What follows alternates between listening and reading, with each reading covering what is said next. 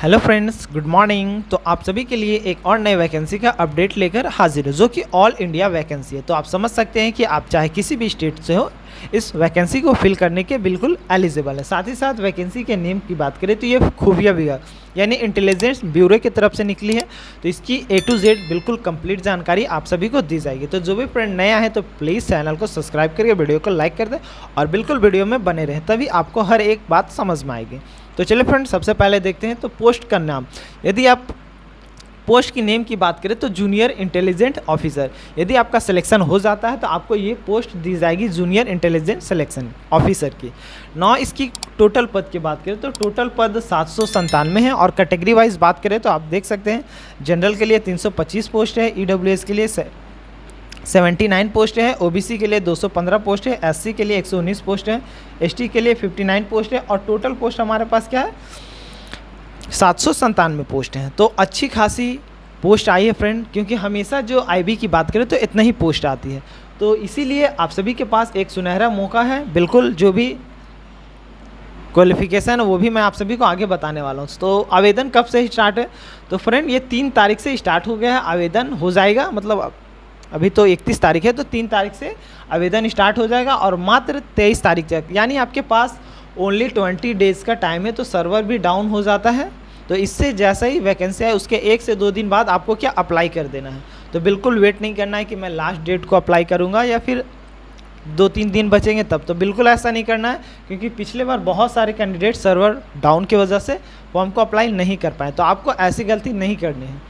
और क्या इसका सिलेबस है और एज की बात करें फ्रेंड तो यदि आप मिनिमम 18 ईयर्स हो चुके हैं तो इस फॉर्म को भरने के लिए बिल्कुल एलिजिबल हैं और मैक्सिमम 27 ईयर्स। और एज की जो काउंट है वो कब से की जाएगी 23/6/2023, यानी इस दिन आपका जो एज है मिनिमम 18 ईयर्स हो जाने चाहिए, तभी आप इस फॉर्म को भरने के लिए एलिजिबल होंगे। यदि नहीं हुआ है तो आप इस फॉर्म को अप्लाई नहीं कर सकते। नाउ नेक्स्ट हमारा क्या है, यदि आप ST/SC है तो आपको 5 ईयर्स का एज रिलैक्सेशन दिया जाएगा, मतलब मिलता है। और यदि आप OBC हैं तो आपको 3 ईयर्स का एज रिलैक्सेशन दिया जाएगा। तो बहुत ही अच्छी अपॉर्चुनिटी है फ्रेंड, ये IB में जाने का एक सुनहरा मौका है। तो जो भी कैंडिडेट का सपना होगा या सोच रहे होंगे तो बिल्कुल डेफिनेटली इस बार आपका सपना ज़रूर पूरा होगा। तो साथ ही साथ आपको तैयारी भी करते चलनी है। इसका सिलेबस क्या है, एग्जाम पैटर्न बिल्कुल कंप्लीट बताऊँगा आप सभी को। नौ शैक्षणिक योग्यता यानी एजुकेशन क्वालिफिकेशन क्या है।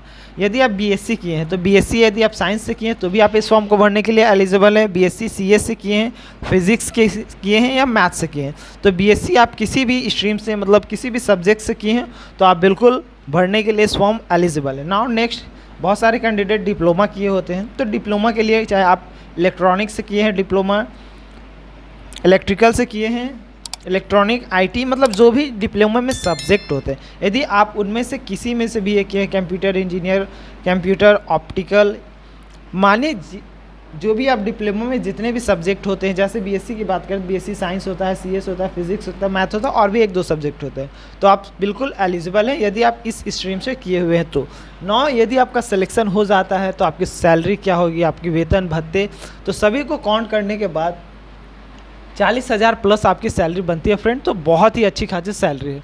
और इसमें जो आवेदन शुल्क है कि फॉर्म भरने के लिए एप्लीकेशन फ़ीस कितनी है, तो यदि आप जनरल OBC EWS से हैं तो आपको 500 रुपीज़ पे करने पड़ेंगे।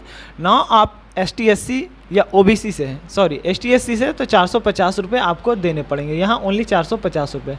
और चयन प्रक्रिया यानी सिलेक्शन प्रोसेस क्या है, selection process most important part है।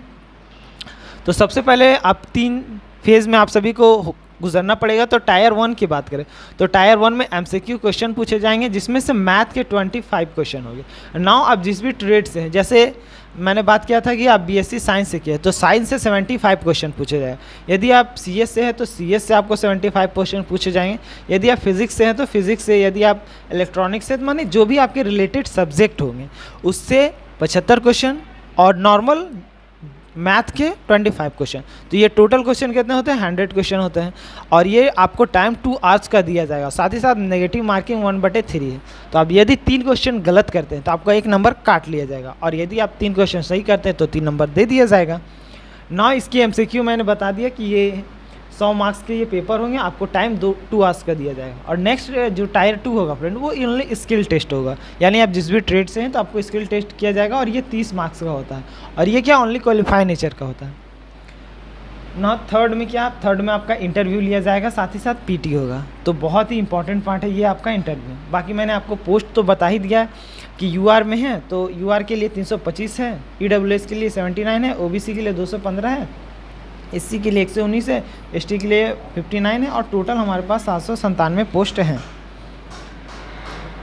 तो देख सकते हैं आप सभी, ये सभी हमारे पास क्या है, पोस्ट है पूरी। आप सभी को मैंने डिटेल बता दिया। अब इसका फॉर्म 3 तारीख से अप्लाई होना स्टार्ट हो जाएगा, तो वेल प्रिपेयर रहना है। और आपके जो रिलेटेड ट्रेड है उसका जितने भी बुक्स हैं सारे रिवाइज कर लीजिए, क्योंकि मेन जो बेस आपका वहीं से 75 क्वेश्चन पूछे जाएंगे।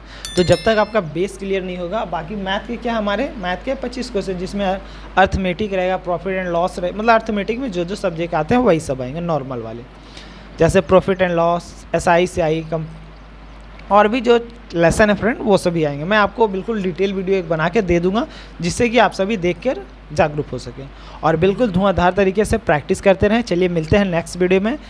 वीडियो को देखने के लिए बहुत बहुत धन्यवाद। Thank you for watching. Have a good day.